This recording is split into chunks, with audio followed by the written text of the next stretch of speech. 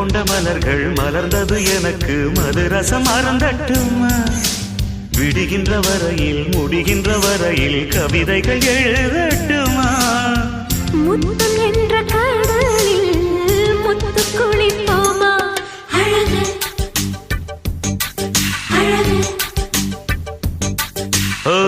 நீ நடந்தால் நடையழகு அழகு நெருங்கி வரும் இடையழகு அழகு வேலெறியும்